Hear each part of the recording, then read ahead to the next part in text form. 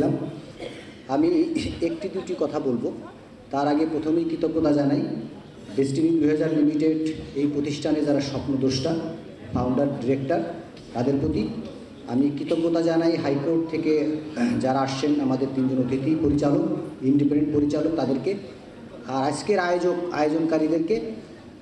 আমি শুধু মিডিয়া এবং বিভিন্ন সরকারের উইংসে যারা এখানে আজকে আসেন, আমাদের প্রোগ্রামটা দেখছেন, তাদের উদ্দেশ্যে একটা কথা বলবো। সেটা হচ্ছে যে আমরা ইতিমধ্যেই জেনে ফেলছি যে আমরা 12 বছর পর্যন্ত 2001 সাল থেকে 12 সাল পর্যন্ত আমরা টোটাল রিসিভ করছি 5100 সামথিং কোটি টাকা।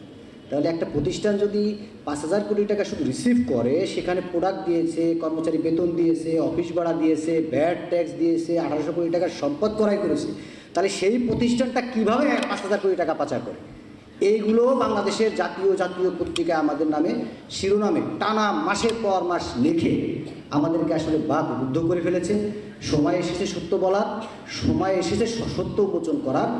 আমাদের সারা বাংলাদেশ ব্যাপী যে সম্পদ রয়েছে, আমরা সঠিক ব্যবস্থাপনার মাধ্যমে এবং ব্যবসা পরিচালনা করে আমরা ইনশাআল্লাহ আগামী 2 থেকে 3 বছরের মধ্যে সমস্ত বিনিয়োগের টাকা ফেরত দিতে সক্ষম হব। পাশাপাশি এই ঝিমিয়ে পড়া এই 12 বছর অবরুদ্ধ এই 45 লক্ষ পরিবারের মাধ্যমে, এই 45 লক্ষ ক্রেতা পরিবেশকদের মাধ্যমে আমরা বাংলাদেশের প্রত্যেকটি মানুষকে সেবা করতে চাই, প্রত্যেকটি মানুষের দোরগোড়ায় যেতে চাই। এই প্রত্যাশা ব্যক্ত করে আমি আমার সংক্ষিপ্ত বক্তব্য শেষ করছি। সবাইকে ধন্যবাদ।